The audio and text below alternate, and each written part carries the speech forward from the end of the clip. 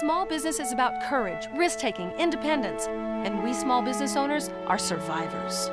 Everybody has an idea for a business, but how do you take that idea from mind to market? This is the place to learn. Small Business School with Hattie Bryant. It's a new kind of school. Together we'll learn about business from the inside out, from the people who've done it. We'll meet the men and women who are today's pioneers and quiet heroes. Their lives are the textbooks. Our classroom is the world.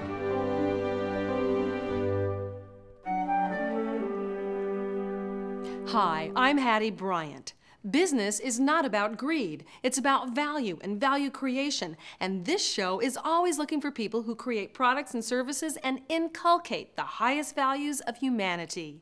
You will now meet some very creative, hardworking, smart entrepreneurs who live where they want to live because they've figured out how to market from a distance.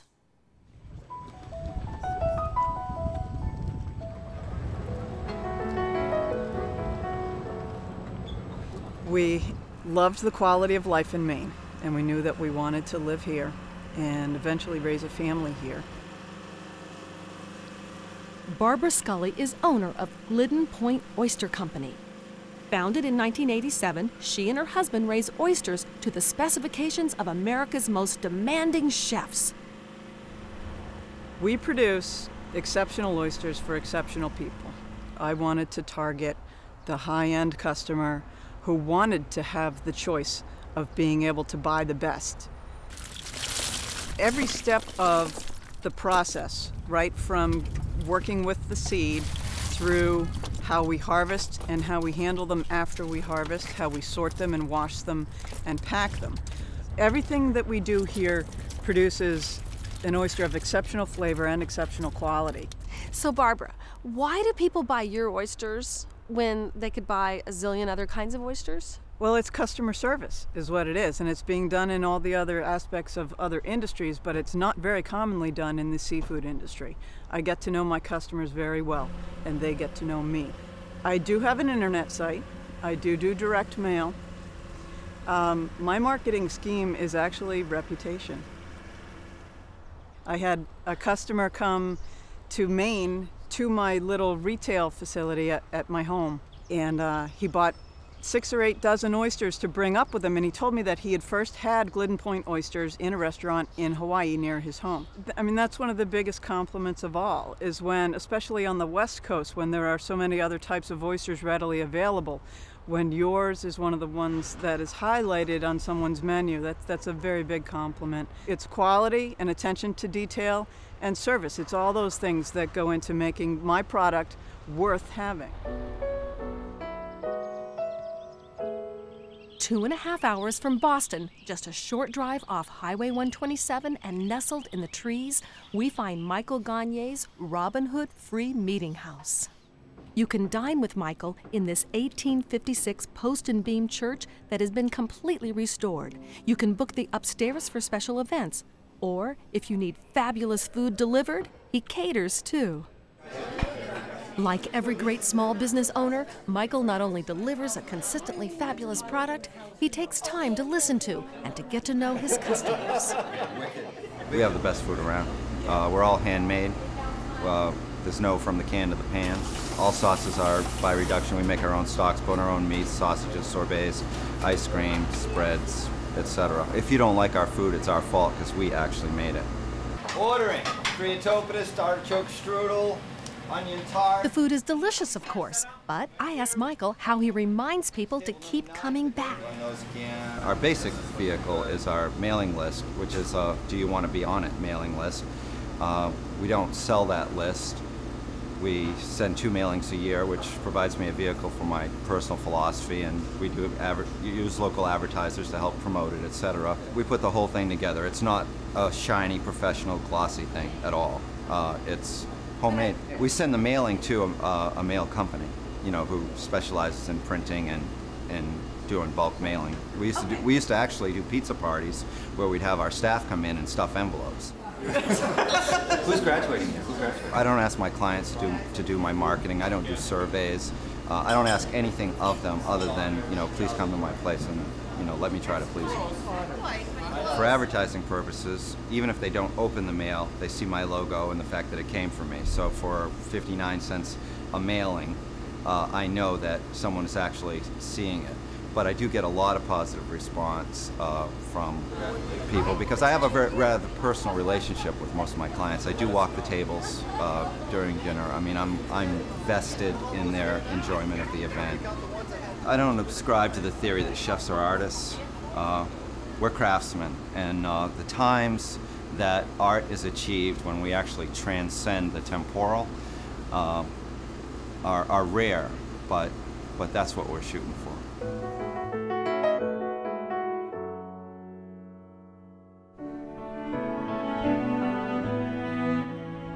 We sell the best outdoor furniture in the world.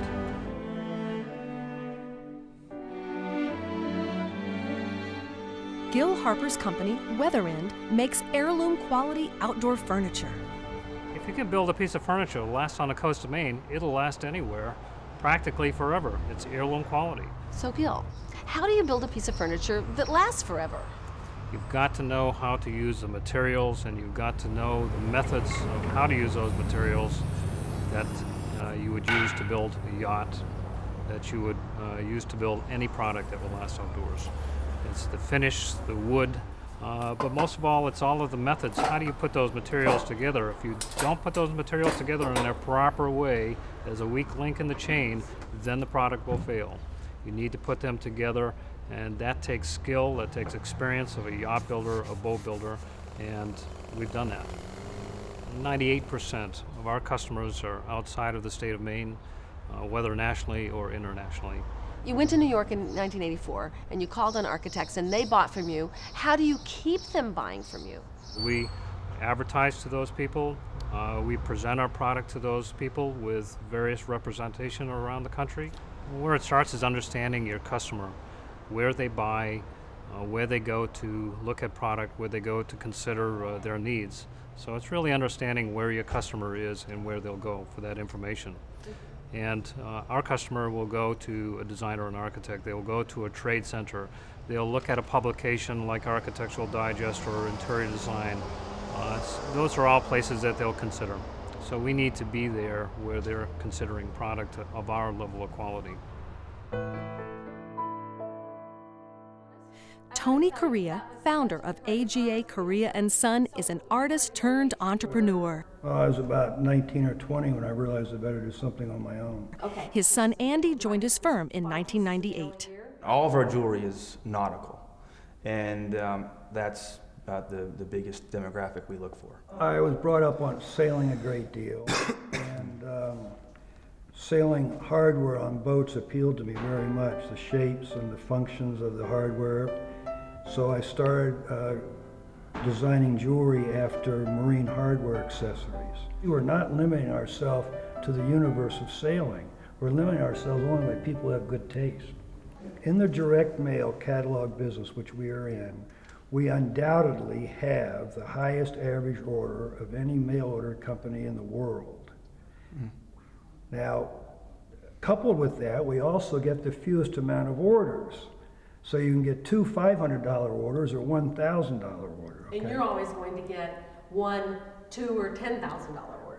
Well, the average order is less than $1,000, but not much less, depending on the month of the year. Whereas many other mail order companies, regardless of their product, the average order is way under $300.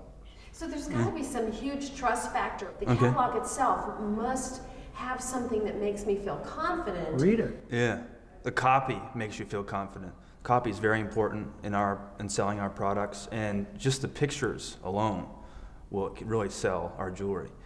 Frankly, it's a beautiful piece of jewelry, and you see the picture, and it really draws you in.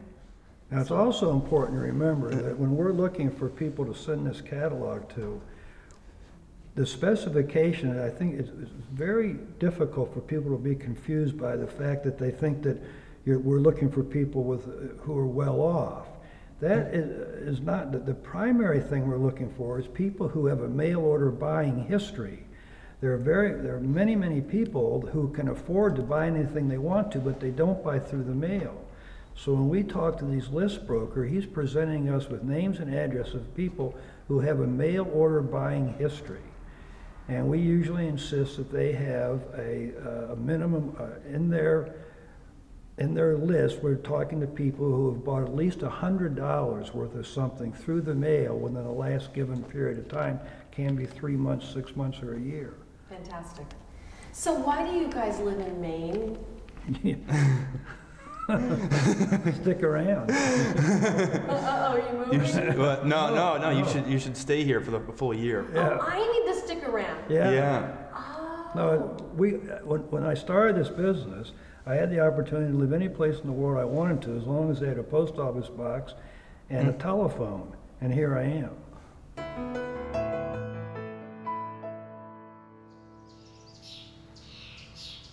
Located on the ocean on one of Maine's most famous finger peninsulas, historical Harpswell Inn at Lookout Point dominates a knoll overlooking a quaint cove which serves as a snug harbor for lobster boats.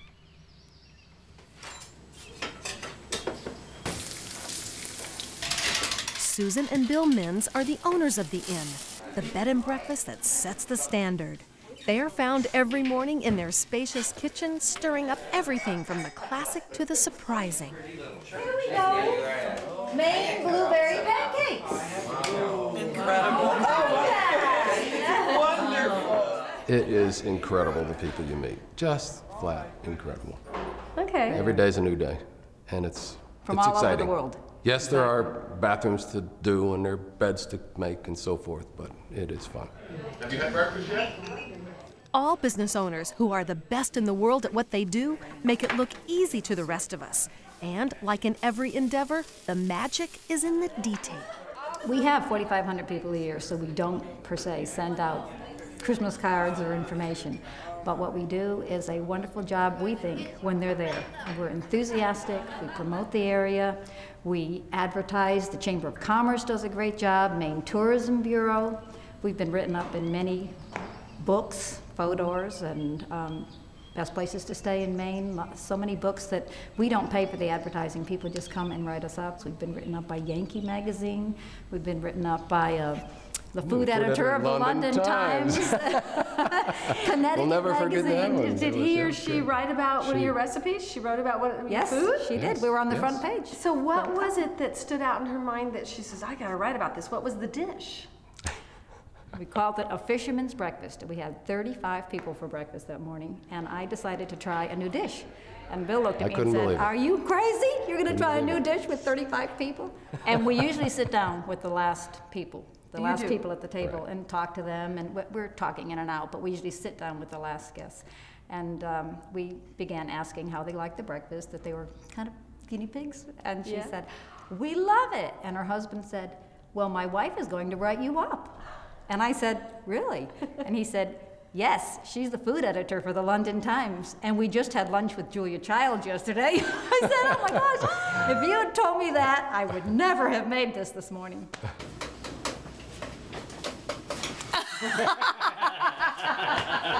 You've got something. What do you think it is? I think it's Susan. Without a doubt. And you've been married to her for 40 years. Absolutely. So you're not prejudiced. You betcha. What are we learning? If you've got what people want, they will find you and go out of their way to give you their money. They don't have to know you personally or live around the corner from you. However, you can't market from a distance unless your product is top quality and unique. When your product arrives on the doorstep of a new customer, it must stand there, all alone.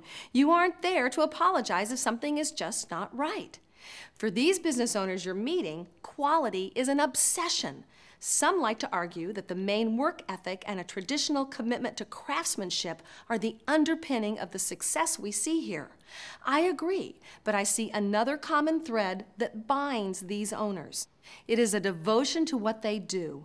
They are in love with what they do. This is their expertise, their gift, and no matter what happens, they are constantly working to perfect it even further. Don't think about marketing from a distance unless you have a unique product, unless you are willing to devote yourself completely to quality. At smallbusinessschool.org, There is self-help study for people who want to start a business and for those who want to grow the business they have. To learn more about this episode, choose the overview. You can read every word you're hearing today when you choose the transcript and go deeper with the case study. There's streaming video and access to interactive study guides throughout the site.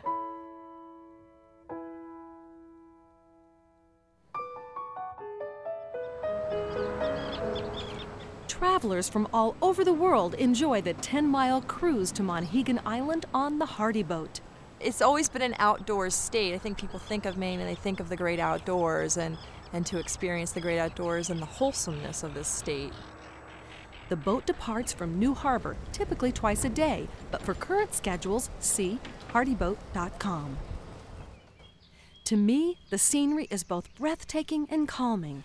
For the young and the old, the trip created a perfect memory for me. Thank you.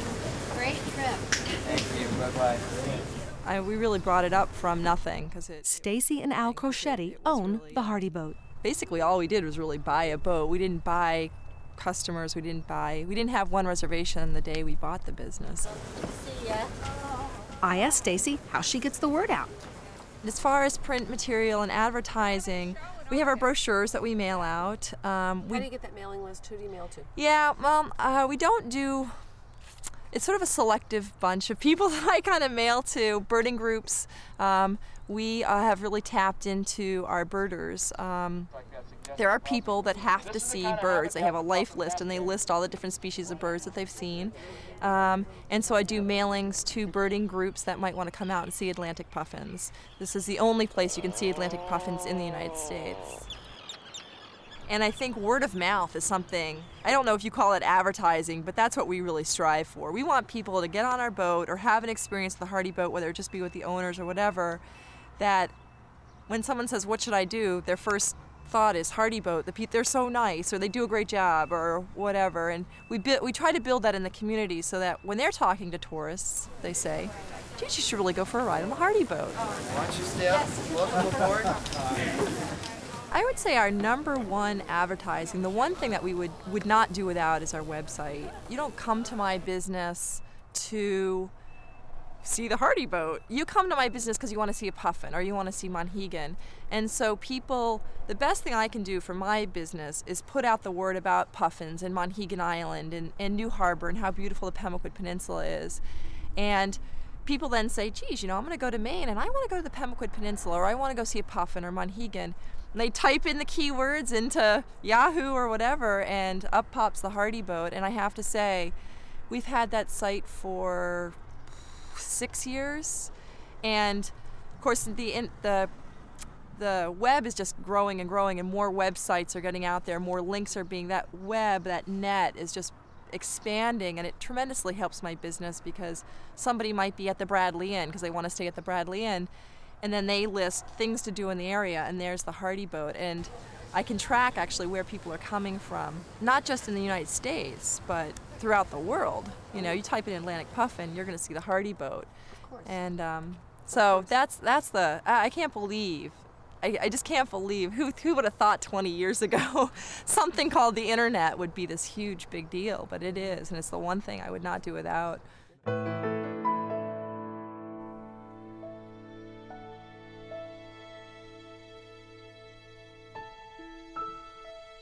This is not a fine dinner drink or an expensive bottle of perfume. This is Maine Gold, one of Maine's most delicious exports, pure maple syrup made by Deborah Meehan and Perry Gates. Maine Gold is a commodity gift business. The commodity is first prize winning blue ribbon maple syrup from the state of Maine sold around the world as gifts. There's an annual contest put on by the State Department of Agriculture, and it rates the quality of maple syrup, taste, density, color, and consistently for about 5 years running we won the state first prize. And that's actually when we decided, I think we need to do something and have a business here. We were packaging in tin cans at the time. Then we realized that we had to do something else to really make it a product. You couldn't just put syrup, high quality syrup in a tin can because you can't see it. That's why we developed the products that we have now and created the name Maine Gold.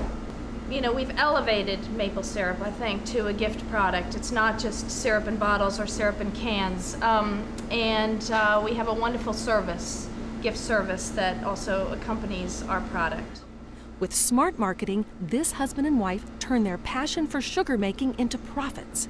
We do direct marketing. We do have a brochure. So we have a mailing list of about 13,000 right now. We've never bought a name. So it's all people who've either purchased from us or received gifts. We convert the gift recipients into buyers.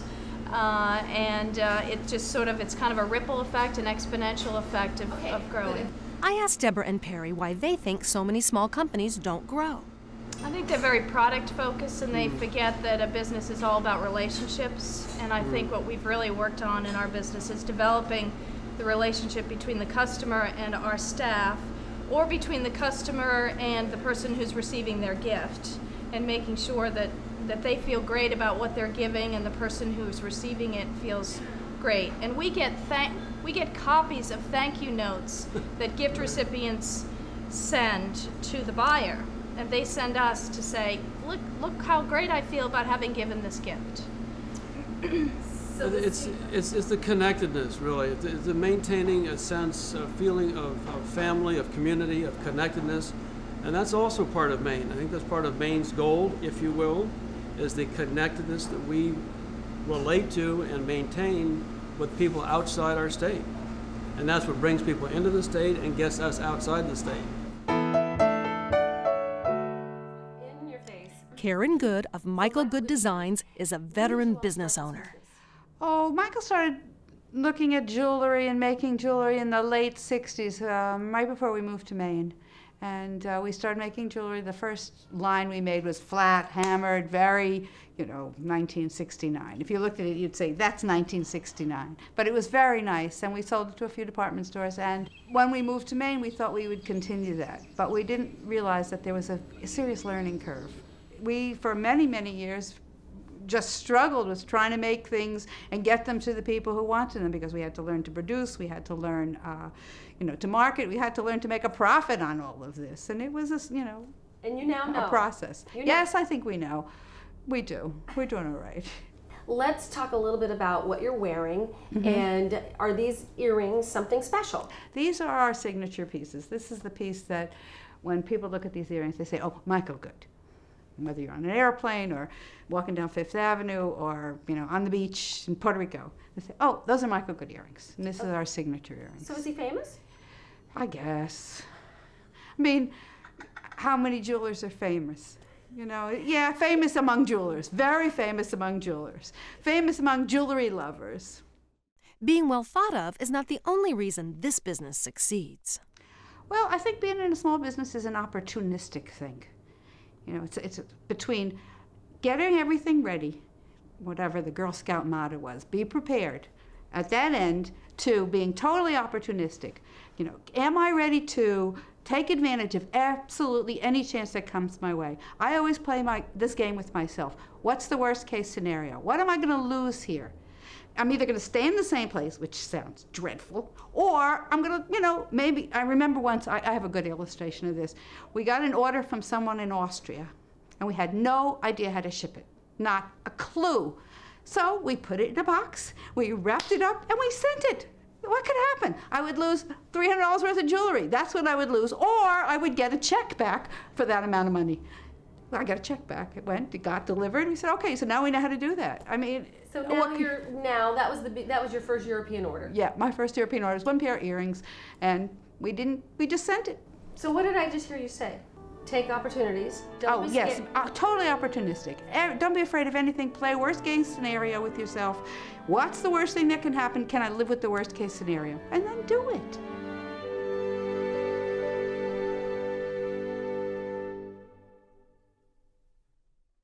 If you feel you're on a treadmill, visit Maine. You'll be refreshed by the beauty and inspired by the small business owners who are devoted to getting things just right. Don't think about marketing from a distance unless you have a unique product and unless you're willing to devote yourself completely to quality. I'll see you next time. Small Business School with Hattie Bryant. If you want to learn more about starting, running, and growing a business, come to our website, smallbusinessschool.org. There's streaming video and interactive study guides. The only way we can compete with big business is to be faster, smarter, and better. We are the engine of the American economy. We create the jobs.